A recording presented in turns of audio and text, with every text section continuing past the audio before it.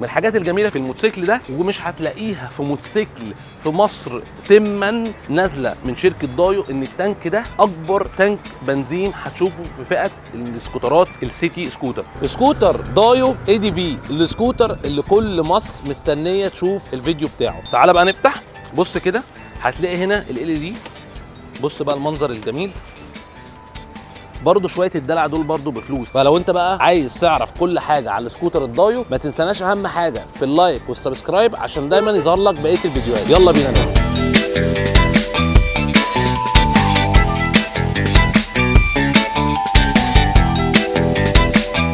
ازيكم عاملين ايه؟ معاكم اسامه مهدي بتاع موتوسيكلات. النهارده بقى في حلقه جديده مع السكوتر الدايو الاي دي في. المميز بقى في السكوتر الدايو الاي دي في، واللي خلى الناس دايما رايحه على الحته بتاعه ان في سكوتر جديد ولسه نازل السوق المصري، هل اروح اشتريه ولا لا؟ ان السكوتر ده 200 سي سي، فعلا تحس بالقوه بتاعته. القفله بتاعته بص سهل في الحركه بتاعته، والجادون فكرته كمان سهله. والسؤال هو ليه اصلا هو بيطلع هورس باور 14 او تحس بالسحبه بتاعته عاليه؟ لان الكربراتير بتاع السكوتر ده 2 روح، وده بيديله الاندفاع الاولاني بيبقى قوي جدا عشان خاطر الكربراتير 2 روح. انت عايز تسمع صوته انت عمرو صح؟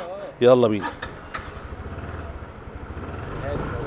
الصوت بتاعه هادي، ولسه برضو الموتوسيكل ده بيلين يعني لسه. من الحاجات الجميله ان السكوتر ده نازل في 2024 بشكل الادفنشر. اول ما نخترع فكره الادفنشر في السكوترات وهي شركه هوندا، طبعا شركه جديره ومعروفه من زمان، ولكن الصينيين دايما بيحبوا ياخدوا الحاجه كوبي بيست ويعملوها على موديلات باسم شركاتهم. شركه داين دي من الشركات القويه جدا في الصين، وهنقول ان هي يعتبر محتل على كل الموتوسيكلات الصيني اللي في مصر. يعني اي حد بيركب موتوسيكل اكل عيش او بيركب موتوسيكل صيني هيلاقي الموتوسيكل الدايو ده منتشر في شوارع مصر كلها. ولكن الاختلاف المره دي ان هم منزلين سكوتر ينزل لاول مره تبع شركه دايو اللي هو بستايل الادفنشر. طب يعني ايه ستايل ادفنشر؟ هل السكوتر ده هينزل مثلا في الصحراء؟ لا. هل السكوتر ده مثلا ليه مميزات مختلفه عن بقيه السكوترات؟ تعال اقول لك. وهي اول حاجه الشكل اللي قدامك ده، اللي هو مدي شكل المتعه، ومدي شكل ان الموتوسيكل شكله غريب. اول حاجه الموتوسيكل حجمه كبير وغير التوقعات. يعني اكتر ناس كانت بتسالي الاول هل السكوتر ده حجمه هيبقى صغير؟ هل السكوتر ده حجمه هيبقى كبير؟ هل السكوتر ده ماكسي ولا سيتي سكوتر؟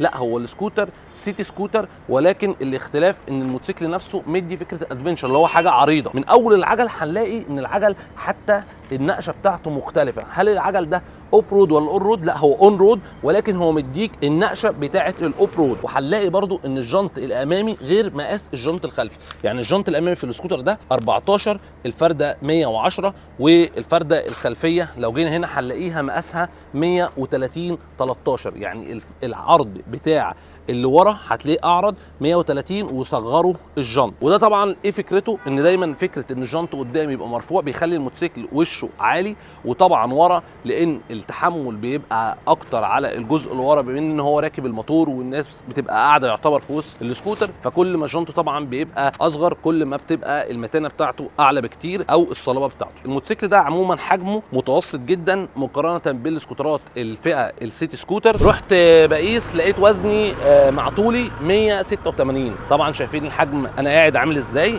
مش عارف انتوا اللي شايفين في الكاميرا هل حجمي فعلا صغير على السكوتر ولا كبير؟ ايه فكره ان هو سكوتر عادي وفكره سكوتر ادفنشر، وازاي هو قدر يدخلك في المود ده؟ اول حاجه كده هتبص على الجادون، هتحس ان الجادون اصلا تحس ان هو جادون موتوسيكل مش جادون سكوتر. هنا هو مطلع لك الجادون فوق الفبر ومتحرك عشان خاطر يدي ايزي هاندلنج. الهاندلنج بتاعت السواقه بتبقى حلوه جدا، واللي هيسوق السكوتر ده ويتفرج على الفيديو هيكتب لي تحت في الكومنتات ان هو فعلا حس بالطريقه دي. الجادون متحرك ما عدا الفبر اللي قدام، عكس السكوترات الثانيه ان انت الجادون رابط بالفبر اللي قدام، فهنا بتحس بفرق جامد جدا في السواقه. هم هنا حاطط لك الفيرنج داخل جوه بعضه كله، هتحس ان الاشارات طالعه LED من الجناب، عداد ديجيتال. السكرينه اللي قدام دي زي ما انتم شايفين كده هو عاملها لك فكره الادفنشر ان انت تقدر تسحبها وتبقى مستويين. شايف يا عمرو؟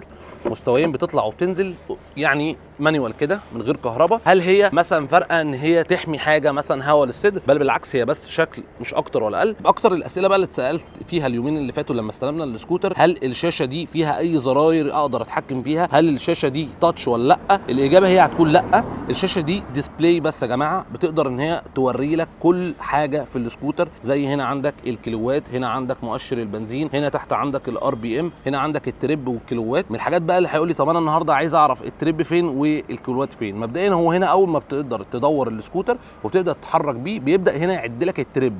مشيت كيلو بيكتب لك كيلو، بيكتب لك 3 كيلو، بيكتب لك 4 كيلو، اللي انت مشيته على التريب المسافه دي المقطوعه اللي انت بتمشي عليها. واول ما بتفصل وبتفتح تاني بيديك العداد التوتال، لان انا مثلا السكوتر ده ماشي 100 كيلو، ماشي 50 كيلو، تمام؟ يعني هو من نفسه بيغير. ومن الحاجات برضو ان احنا عايزين نعرف اي شاشه بقى قدامنا هل هي فيها زراير ولا لا. بتعرف ان هي لو لقيت جوه الشاشه في ساعه تعرف ان هي لازم يبقى ليها زرار لظبط الساعه او موبايل ابلكيشن تقدر ان انت تعمل كونكت عليه ما بينه وما بين الشاشه عشان تقدر تتحكم في الساعه. ايه بقى الحاجات التكنيكال اللي في السكوتر ده مميزه شويه او بتفرق شويه عند بعض الناس لما تيجي تشتري سكوتر؟ حاجه مهمه جدا وهي ممكن تكون بسيطه بالنسبه لك، اللي هو الويتنج اللي انتوا شايفينه ده. واكتر الناس دايما بشوفهم بيشتروا سكوترات يجي يقول لي انا عايز اركب زرار الويت ده، عايز اعدل في الضفيره عشان اعمل ويتنج للسكوتر. ودي حاجات مهمه ممكن تبقى انت مش فارقه معاك ولكن هي مهمه في السواقه فعلا. تعال بقى هنا نتكلم على الوش الامامي. وهنا هتلاقي بص، عايز ابطل لك السكوتر، عايز اصور حاجه كده ان السكوتر ده نازل بمفتاح وكمان ببصمه. هي دي مفاتيح الشنط ولكن هو نازل بمفتاح، هوريه لكم هنا. تقدر تطلعه بكل سهوله اهو، ده سلاح تقدر تدخله في الكونتاكت وتستخدمه كسلاح من غير دايره الريموت، وتقدر ان انت تستخدمه كدايره ريموت. تعال بقى نفتح، بص كده هتلاقي هنا ال دي. بص بقى المنظر الجميل. برضه شويه الدلع دول برضه بفلوس، يعني ممكن واحد يشتري سكوتر عشان هو شايف ان هو فيه شويه اوبشنز او فيه شويه مميزات، مش شرط ان هو هياخد السكوتر ده ياكل بيه عيش ولا حاجه، بل بالعكس هو عايز حاجه شيك وانيق. طبعا هنا الفوانيس لو جيتوا اخدتوا بالكم هتلاقوا ان هنا في كل فانوس هنا في 2 لينس، يعني 4 لينسات، ودول بيدوا اضاءه ليد، اضاءه قويه جدا. ومن احسن الحاجات ان هم 2 هنا و2 هنا. هتيجي تقول لي ليه؟ في المشي بالليل هتلاقي ان هو فارش لك جزء كبير جدا يمين وشمال. بص برضو الاضاءه بتاعته، طبعا في هنا رعاش اضاءه LED، وفكره ان في ارضيه عاليه وارضيه واطيه عشان اللي حابب يفرد يبقى قاعد ورا وفارد رجليه بكل ارتياحيه، ولو قاعد هنا يبقى قاعد مظبوط. من الحاجات الجميله في الموتوسيكل ده، ومش هتلاقيها في موتوسيكل في مصر تما نازله من شركه دايو، ان التانك ده اكبر تانك بنزين هتشوفه في فئه السكوترات السيتي سكوتر. التانك ده عمره تتخيل كام؟ 20. ايه 20 يا عم ما تهزرش، كل التنوكه اصلا 5 لتر 7 لتر 8 لتر. الكويف لسه لما جينا قلنا ان هو اكبر تانك بنزين كان 9 لتر ونص، التانك ده 11 لتر ونص. وخلي بالك ركز في الكلمه دي، الموتوسيكلات الزونتس 350 الماكس سكوتر بتبقى التنوكه بتاعتها 13 لتر ونص. فالنهارده ان هو يديك موتوسيكل او سكوتر صغير سيتي سكوتر ب 11 لتر ونص فده كويس جدا. ولكن برضو ده بينطبق على حاجه عمرو، ان السكوتر سحبه في البنزين هتلاقيه برضو عالي، لان هو زي ما هو هيديك بريفورمانس عاليه او هيديك اداء عالي لازم تستحمل ان هو ياخد بنزين عالي. لو قلت لكم السكوتر ده لما تيجوا تجربوه او حد جربه هيقول لي في الكومنتات ان سحبه مريح جدا وسحبه جامد، فاصبح ان هو هياكل بنزين. ده تانك البنزين تفتحه بكل سهوله، تمام، 11 لتر ونص. وطبعا الشنطه كويسه جدا، هي مش هتكفي غير خوذه واحده بس، بذلك هم حاطين لك هنا توب بوكس. بص برده ثانيه واحده، بص انت اتخضيت انت صح؟ فتحت انا دي عملت كده، بص عاملين حركه جميله، وهي حاطين لك سوسته عشان خاطر تقدر ان انت تثبت الكرسي ما يتهبطش.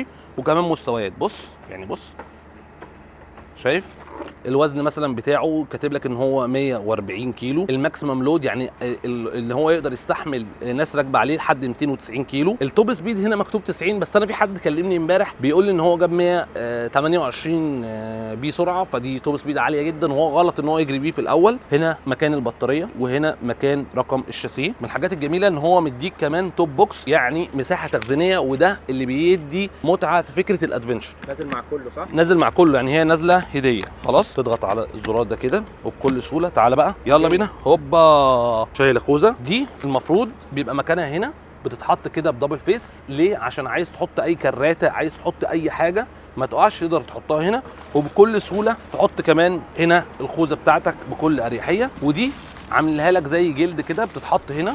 بص دي مكانها، بتتحط هنا كده عشان تدي مسند. مسند للي قاعد وراك او في ظهرك، يبقى قاعد مرتاح بدل ما يخبط في البوكس. من الحاجات بقى المفاجاه كانت بالنسبه لي البوكس ده طلع بلاستيك، ما طلعش ايه ألمونيا يعني، فاهم؟ قدوني بالموضوع ده، ولكن هو بشكل عام كتر خيرهم يعني ان هم منزلين عموما بوكس هديه او منزلين حاجه بشكل الادفنتشر. طبعا هنا بقى المنظر الخلفي فانوس LED زي ما انتم شايفين كده، فانوس شكله حلو جدا، نازل طبعا بنظام فرامل CBS. الناس برضو اللي هتسال فكره الCBS، اي دشمه فرامل او اي جهاز فرامل تلاقي داخل له كابلين هنا، تعرف ان هو كونكت ما بين الفرامل اللي قدام والفرامل اللي ورا، وهي دي فكره الفرامل CBS، ان هو بيمسك بمعدل 70 و30 ما بين الفرامل اللي قدام والفرامل اللي ورا ما بين الباك. المساعدين نازلين مساعدين غاز. السؤال برضو اللي الناس هتساله، هل المساعد الغاز احسن ولا المساعد العادي؟ مساعد الغاز بيبقى افضل في قوه التحمل، وزي ما قلت لكم هم بياخدوا فكره ان كوبي بس من فكره الادفنتشر، فالادفنتشر هتلاقيه منزل لك بمساعد غاز، ولكن هو طبعا في السكوترات الصغيره دي او في السكوترات ال 200 سي مش هيبقى التحمل عليه قوي، ولكن هو بيبقى انشف شويه بما ان هو اصلا موتوسيكل ادفنتشر، فبتلاقي المساعدين بتاعته ناشفه شويه. من الحاجات الجميله الشاحن USB هنا اهو، تقدر تشحن على طول، تحط الكابل وتشحن. وفي ناس كانت بتسال على موضوع الدرج هنا هتلاقوه، هتضغط على دي تكه واحده هتلاقي الدرج مساحته برده كويسه، ممكن يحط تليفون. استنى كده، كفه التليفون اهو، كفه التليفون. ده بقى الشكل بتاع الموتور، هتلاقيه مختلف شويه، حاطط لك كده كلمه الدايو ومكتوب عليها اي جيت. بص يا عمرو، الاسترزات برضو زي ما اقول لك هم بيفكروا في فكره ادفنتشر، يعني هم مديك الجو بتاع الادفنتشر، وشكل حتى الاسترزات غريبه وعريضه. طب بص عمرو بقى بيقول لي دلوقتي ان هو مش عاجبه النفق، عشان عمرو معاه ايه بقى SR، فالحته دي واسعه وبيحط الخضار والعيش هنا. ما انت عمرو برضو مش هتاخد كل حاجه، فاهمني؟ الحته دي ليها سر، ايه هو؟ ان هم حاطين هنا اكبر تانك بنزين، بالظبط كده، فانت لازم تاخد حاجه اوبشن عن حاجه، ما ينفعش تاخد كل المميزات. طب عمرو مصر على السعر مبدئيا في وقت رفع هذا الفيديو، احنا النهارده كام يا عمرو؟ 8/3، سعر السكوتر 80,000 جنيه وشامل البوكس من الشركه. الموتوسيكل ده نازل السوق المصري في 2024 وعامل ضجه جامده جدا، وكل الناس تسال عليه وناس كتير اشترته. هل الموتوسيكل ده هيعمل فعلا طفره في المجال بتاع السكوترات، وشركه دايون ممكن تاخد قرار ان هي تتوسع في المجال بتاع السكوترات زي ما هي متوسعه في الموتوسيكلات ولا لا؟ وده يعتبر هنشوفه عملي على ارض الواقع. ليه؟ لان اول حاجه هو العميل هو دايما مربط الفرس بالنسبه لاي حد. اي شركه قويه بتنزل منتجاتها في السوق، بتنزل قطع غيار، بتنزل خدمه ما بعد البيع، الوكيل بتاعها بيبقى مهتم جدا بالسكوتر اللي منزله او المنتج اللي منزله، عشان خاطر يفضل فيه استمراريه او يفضل فيه دايما وجوده استقرار، لان هو برده داخل منافسه شرسه جدا، لان السوق دلوقتي يعتبر مليان سكوترات في فئه السكوترات الصغيره كتير جدا، وفي نفس الوقت الوكيل اللي هو بحوه عنده فرايتي غير عاديه زي من شركات كيوي، الكيوي فيستا، الكيوي الادفنتشر اللي هو الاكس اي دي في اللي هو نازل برضو في 2024، عنده الاس تي بلس، عنده الاكس ماكس، عنده الفيجوري، عنده كافينيرو سبورت، فكل ده يا جماعه سكوترات نازله، عنده الفيرزيليا، فكل ده بيحير دايما فكره المستهلك او الاند يوزر اشتري ايه ومين احسن من مين، ولكن هو على واقع كل حاجه هي بتفرض نفسها في الاول وفي الاخر، ودايما الاند يوزر هو اللي بيقرر. انا شايف ان السكوتر ده زي ما الكيوي عمل طفره في السوق بقاله سنتين، انا ان شاء الله استبشر خير بالسكوتر ده، والسكوتر ده ان شاء الله هيعمل طفره. واخيرا بقى عشان دايما الحصريات عندنا، فما تنساناش باللايك والسبسكرايب الجامد عشان دايما نفضل مكملين مع بعض، وكل سنه وانتم طيبين بمناسبه رمضان، وباي باي بقى.